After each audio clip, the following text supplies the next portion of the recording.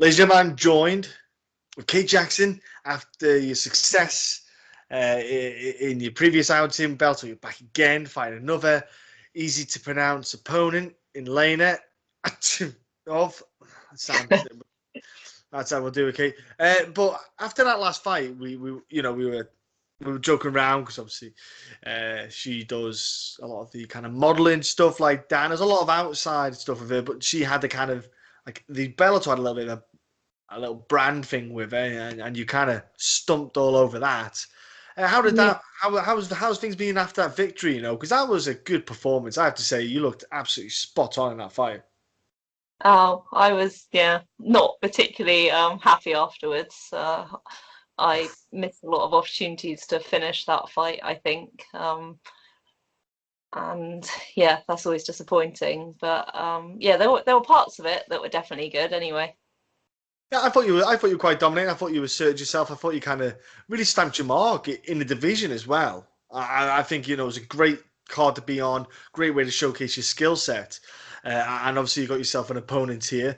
Do you see yourself as one of the perennial contenders in that division to be looked at for, especially with 2019 kind of halfway through now, latter part of the year, getting those kind of top fights to maybe push you for title contention? Is that where you kind of see yourself now in this? With this fight coming up and see you go there, you smash it, you get that win. Is that something you're looking at?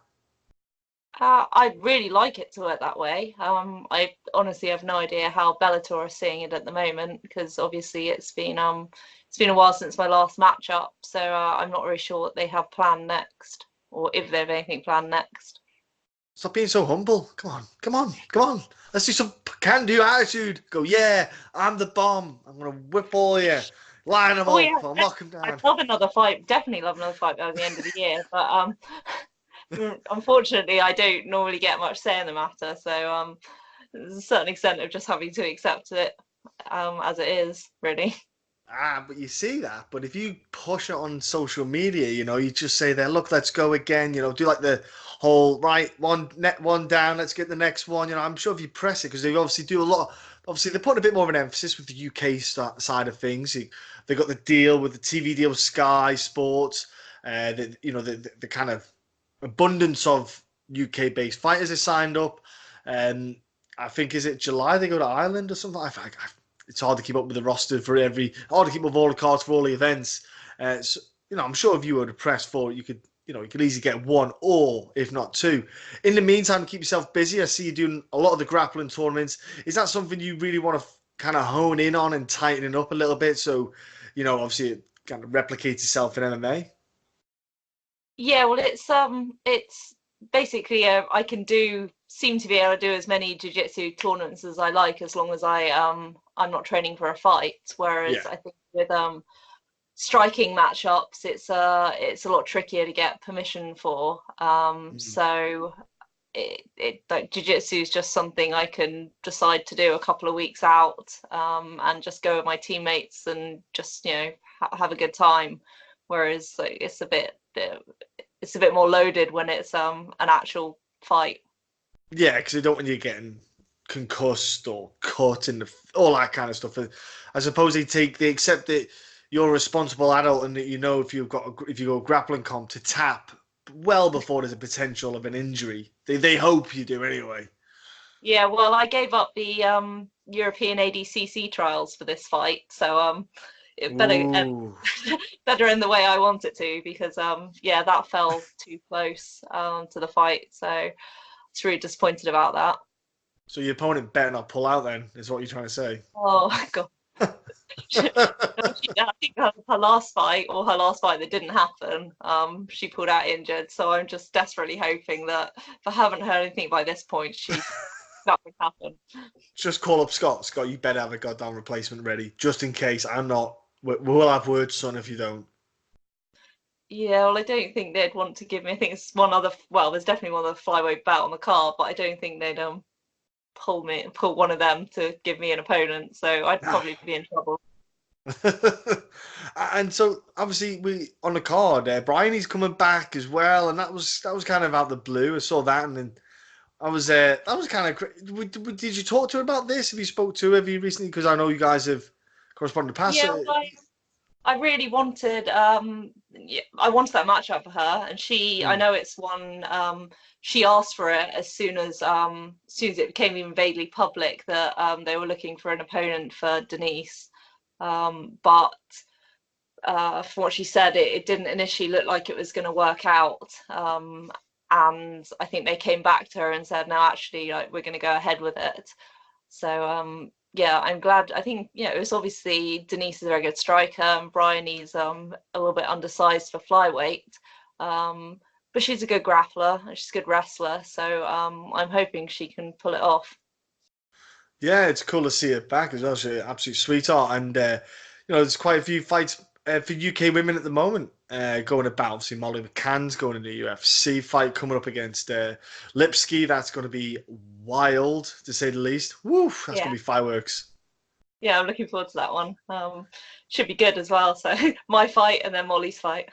Yeah, I know. I was gonna say that's just like a ton of women's fights coming up, not just obviously on the big shows. You've got the regional scenes where there's some of the girls getting some top fights. It's exciting times for kind of UK women's MMA at the moment, isn't it? There's so many women just popping out the woodwork, just kind of kicking ass, I'd say. Yeah, yeah, definitely. You've got the IMAF championships in Rome starting. I think it's starting. They weigh in today. I think they weigh in today, so it's starting next week. So I think it's quite a strong amateur women's team doing that as well. So yeah, it's definitely looking up. Yeah, it is 100%. So obviously you had a bit of a gap between this and the last bout. Obviously, you just said before at the start you weren't obviously impressed. You thought you could have finished it in certain aspects. Have you been then specifically training on certain scenarios where you should have maybe felt that you got to finish? Have you been doing anything in particular? Because the kind of good thing with not fighting just one fight after another is you get a bit of a time to focus on certain aspects in the fight game. Have you had time to do anything in particular in that aspect? I think so. Yeah. I mean, I've got my brown belt in the meantime, so hopefully that means my jiu-jitsu is improving. And I've been working on my striking as well. So it was, I mean, last time for me, it was more, I kind of let the promotional element of it get to me, and all the Mm, obviously the promotional stuff they're saying about 3 of our 5 wins coming by armbar, which is definitely more subs than I have on my record, despite me liking grappling. So I I kind of got caught up in I was very, very inefficient with my energy management mm, because I wanted to take her down now at all costs, and yeah. I yeah wasn't particularly smart about how I did it. So yeah, I think if I'd been a little bit more restrained, then I could probably have finished it. Well, another 10 seconds, and I'm almost 100% certain the ref would have stepped in. So it Stepped would have in, been nice. yeah. Would have been nice if I could have done that maybe a couple of rounds earlier, 30 seconds earlier. Any of it would have done really. Is this then maybe a communication with you and your corner then during bouts? Is it something that you guys are going to work on where they might give commands to assist, so to speak? Where you don't realize obviously yourself in the fight heat of the moment, you might not realize how much you're maybe exerting too much. Are they going to shout maybe commands? They might shout anything. They might shout, I don't know, waffles or anything just to kind of make you trigger words to make you go, oh yeah, yeah, let's just hold it down a bit. It's there. The kill shot's there. Just find it. Don't push it. Is there anything like that going on then? Yeah, 100%. Just to pull back a bit and take my time. So I don't need to force things. I think that's probably one of the biggest issues I've had in the past. If, if I, do what I should be doing, it'll come. I don't need to burn unnecessary energy forcing something to happen. Yeah, no, well, it doesn't sound it, but 15 minutes doesn't sound like a lot of time. Doesn't, but when you're in there, people who've never competed, it's about 15 hours. It's mental when you're physically there, the person stood in front of you, suddenly that clock goes a bit slower. it's just one of the things where you realize you don't need a rush. There's so much time. You think to yourself, what can you do in 5 minutes? You can do tons of stuff in 5 minutes. Never mind just MMA. You can make yourself good scrambled eggs. You can do all sorts. It's crazy. It's just obviously experience, and I think as well for you, getting in the cage on a regular consistency would probably assist with you on that facet as well. Yeah. Yeah, Yeah. definitely. And so, outside of everything, I saw you've been getting, trying to beat Eddie Hall's deadlift 500 kilo record. I see you've been lifting, getting all hench. Yeah, what is this like is this a training program that you've been trying to implement to assist with, MMA? Is it just something new you're doing, or what's up? Yeah, I honestly don't know if my lifts are any good for the division or not. Like I only squat and deadlift really. I don't do much in the Mm. way of benching. But no, I've been working with the same strength and conditioning gym now for coming up to 2.5 years. And they're really good, and they, keep making the point over and over again that I'm not, powerlifting. I'm not trying to compete in a strength-based sport. It's like everything I do is to supplement MMA and grappling. So like chasing heavy lifts is not necessarily the way forwards, even if I do like doing it. It's annoying. It does get addictive. I'm terrible for it. I'm the same. I just think, okay, I'm only going to lift to this point, and then all of a sudden I get there and I go, I can do a little bit more. It'll be fine. It won't matter.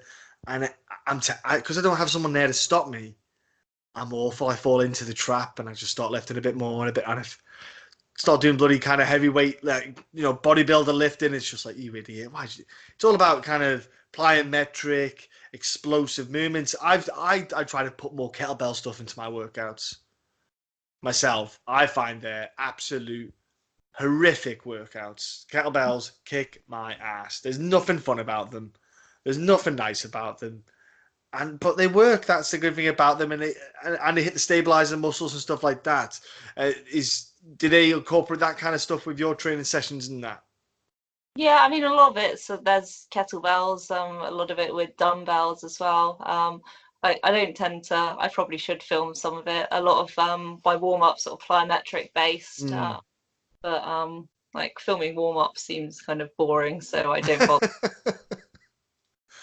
Look, people like enjoy stuff like it. Sounds weird, but like I like to get new ideas myself. So I'll look at stuff and I'll see like new little movements that people do, maybe whatever it is. And I just take little snippets. Sometimes it works for some people, sometimes it doesn't.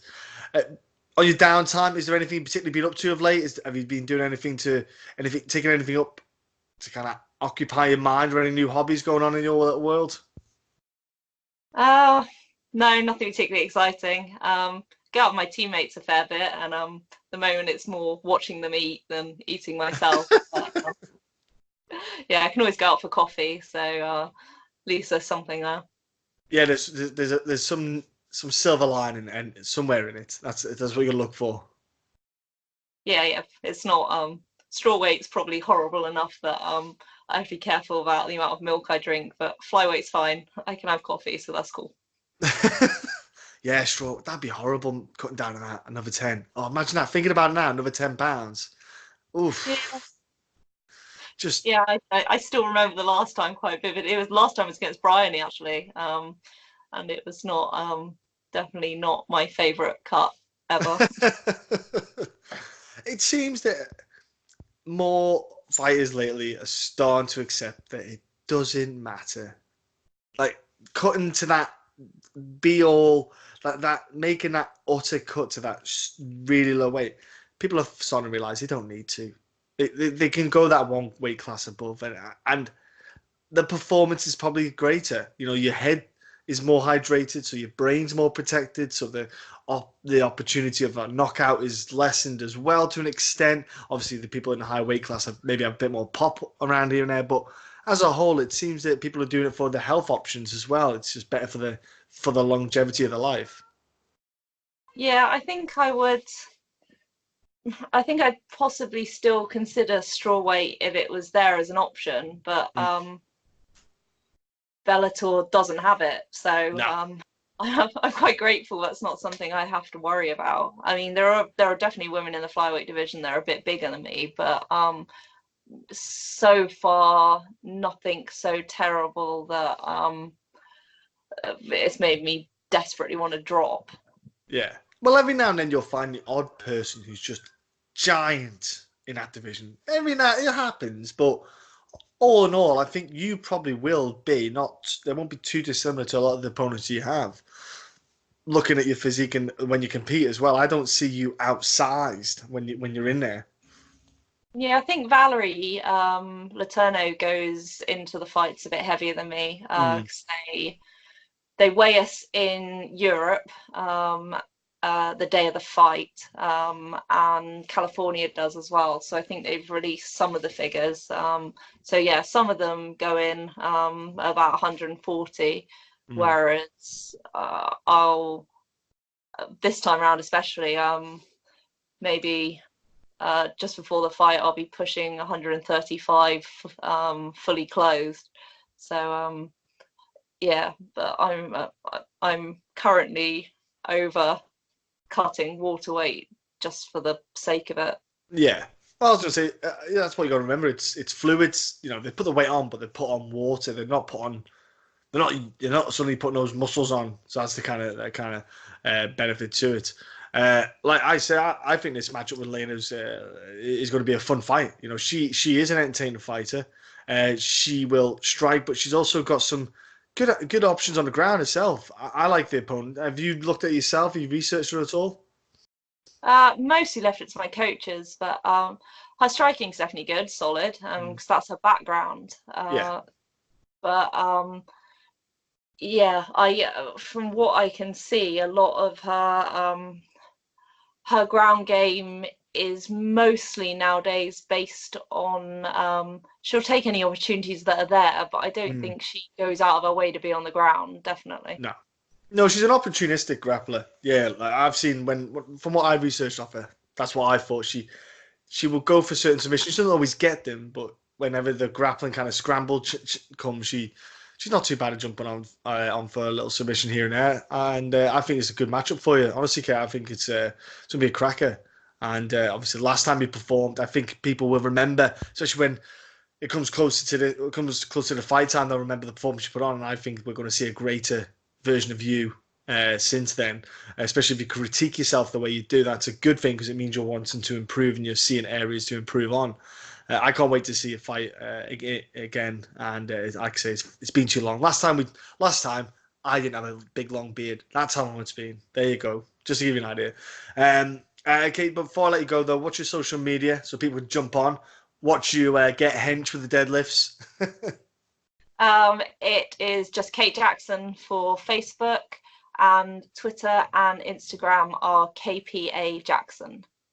And then what about sponsors do help you out? Because that's a huge side of it. Yeah, I've been sponsored by Rainha Fightwear, a jiu-jitsu company, for maybe coming up to 2.5 years, and they're awesome, and they don't really expect anything from me, which is good because I'm sometimes a bit rubbish about posting enough. And for this fight, I'm also sponsored by Apex Fightwear, which is they sell sort of boxing gloves, training gear really, and Gator Guards are mouthguard company based in Wales, I think, and they're supplying my gum shield. Nice, nice. And last but not least, your gym, training partners, and coaches and people who helped you out in general. Yep, all my training partners. They've all been really good. And this last week, special focus on not breaking me, which I always appreciate. And my gyms, Concept Gym, my jiu-jitsu gym, Flow Martial Arts, and Pure Grappling, and my coaches Mark Rowlett, Kevin Darrington, Kenny Baker, and Steve Hollister. There you go, ladies and gentlemen. Give Kate a follow. Jump on her social media and watch her on Sky Sports fighting on Bellator. It's going to be awesome. Thank you as always for speaking to me and for the time, and have a great end to your camp enjoy your weight cut, easy cut, and enjoy the scrap as well. Yeah, hopefully it's going to be good.